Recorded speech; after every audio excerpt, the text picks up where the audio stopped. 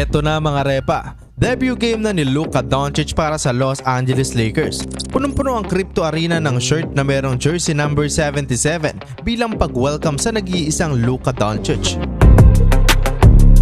Opisyal na nating makikitang magkasama sa isang game sila LeBron James at Luka Magic.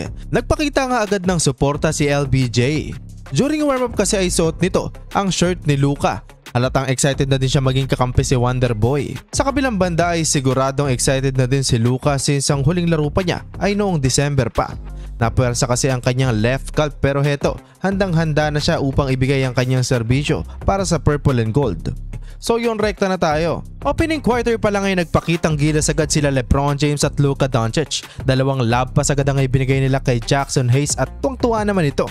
Well, marami talagang na-excite na makita si Doncic. Sa katunayan ay naandun nga din si Dirk Nowitzki bilang suporta at para matunghayan na din ang duwa nila LeBron James at Luka Doncic.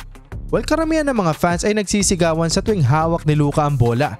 Gusto talaga nilang matunghayan ng unang gagawing puntos ni Doncic. Kaya naman nung pumasok ang kanyang unang tres ay ito ang naging reaksyon ng mga fans.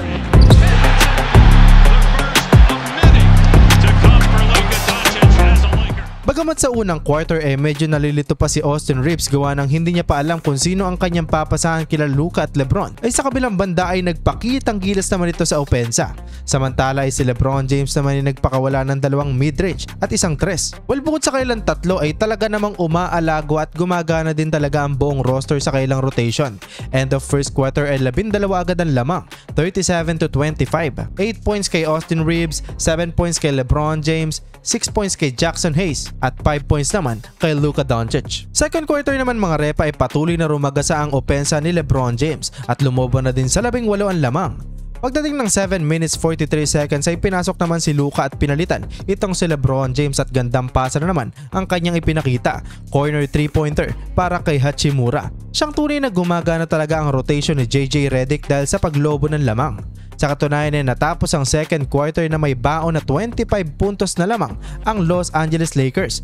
15 points kay Austin Reeves, 13 points kay LeBron James at 11 points, 3 rebounds, 3 assists naman para kay Luka. Well, sa game na to ay pinakita nila LeBron James at Luka Doncic na talaga naman pwedeng mag-fit sa iisang sistema ang dalawang ball dominant na player. Siyang tunay na kailangan lang talagang magkaamuyan ng bawat isa sa bawat galaw. Sa sobrang tindi ni Luka ay bagamat nasiko siya ay patuloy pa din siya naglaro at hindi niya talaga ininda. Sa uli hindi na nakahabol pa ang Utah Jazz at natapos ang laro sa score na 132-113. Nakapagtala naman ng 24 points, 7 rebounds at 8 assists si LeBron James at si Luka naman ay 14 points, 5 rebounds at 4 assists.